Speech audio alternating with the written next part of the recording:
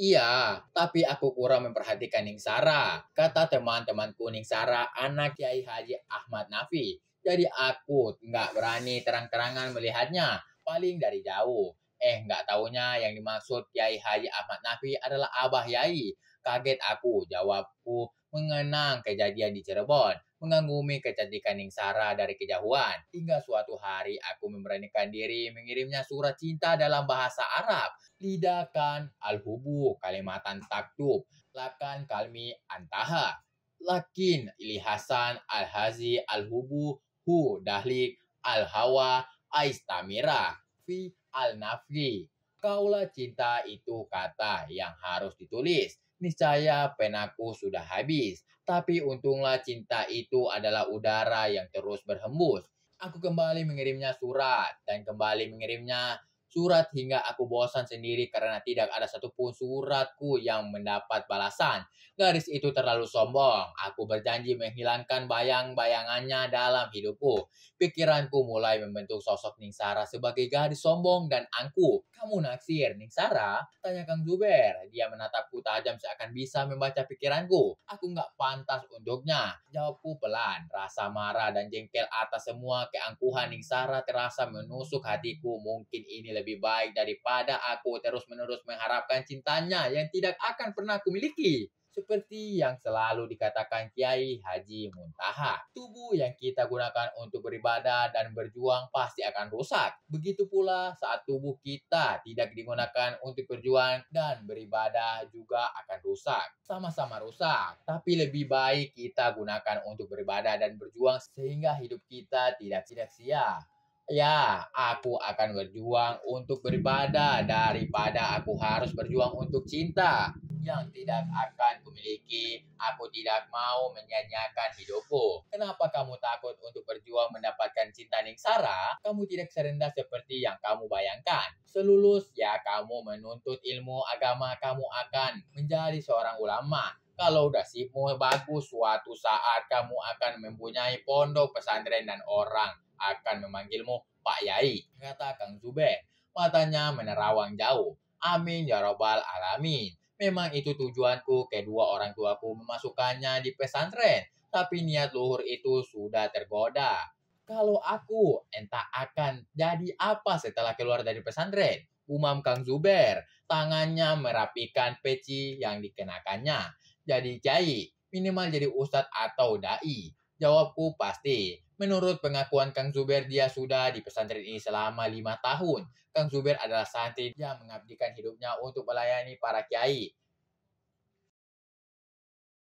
Sehingga dia bisa mondok di sini tanpa mengeluarkan biaya sepeser pun. Semua kebutuhannya ditanggung oleh para yai yang dilayaninya.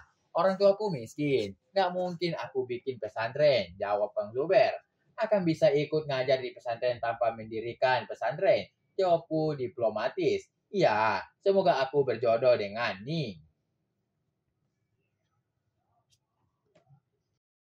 Gumam Bang Zuber, entah ini siapa yang dimaksud olehnya. Jangan-jangan dia juga naksir Ningsara. Hei, lihat. Sudah ada santriwati yang ke kamar mandi.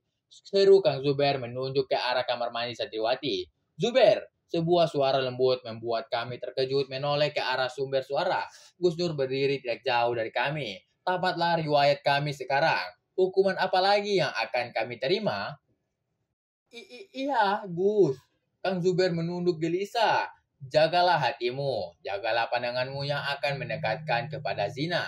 Suara Gus Nur begitu sabar memberi nasihat. Entah terbuat dari apa hatinya. Enggak, Gus Yai.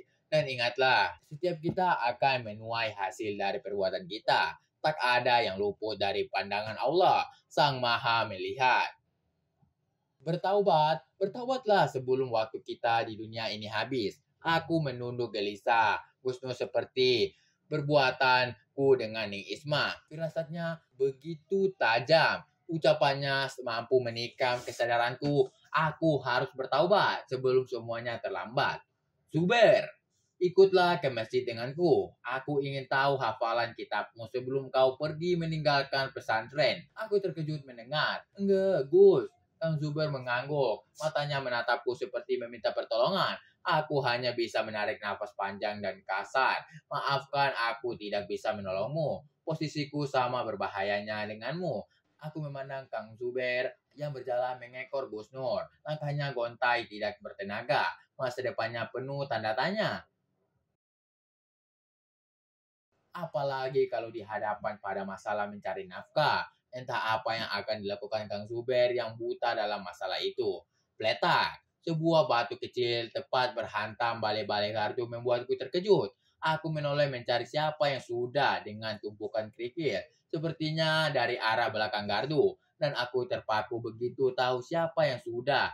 Ning Isma berdiri di samping rumahnya melambaikan tangan. Ya Allah, cobaan apa lagi yang harus kuterima? Ning Isma berubah menjadi sosok yang menakutkan buatku. Kembali Ning Isma melemparkan batu kerikil ke arahku. Tindakannya akan membuat heboh para santriwati apabila mereka melihatnya. Terpaksa aku menghampirinya sebelum yang lain tahu. Tidak cukuplah dia melakukannya padaku, merenggut mahkota kesucianku. Apakah dia akan mengulangi tindakannya selagi kesempatan itu ada?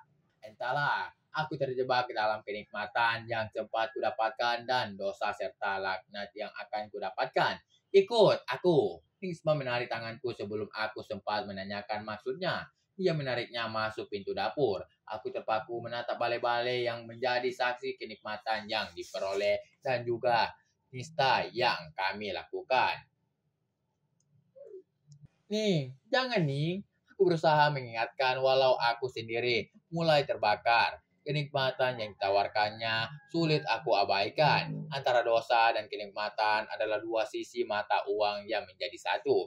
Jangan munafik. Seponganku tadi. Sekarang gantian kamu harus bisa memuaskan serambiku sebagai imbalan yang aku berikan. Ning Isma menjawab ketus. Dia menariknya ke ruang tengah. Ning, mau kemana kita? Aku terkejut. Tubuhku gemetar memasuki ruang tengah. Ini rumah yang dinaungi cahaya mulia. Ini rumah penuh barokah yang selalu diisi oleh amalan ibadah. Bagaimana mungkin aku harus mengotorinya dengan perbuatan terkutuk dan nista? Ke kamarku. Nisma menarik tanganku sekuat tenaga. Tidak peduli dengan penolakanku. Tenaganya begitu kuat menyeretku masuk bekak. Ning, saya bisa kualat. Seruku ngeri. Entah malapetaka apa yang akan menimpaku karena berani mengotori kamar Gus Nur dan Ning Isma dengan perbuatan nista. Semua ilmu akan kehilangan faedahnya. Ning Isma sama sekali tidak peduli dengan penolakan dan rasa takutku. Dia dan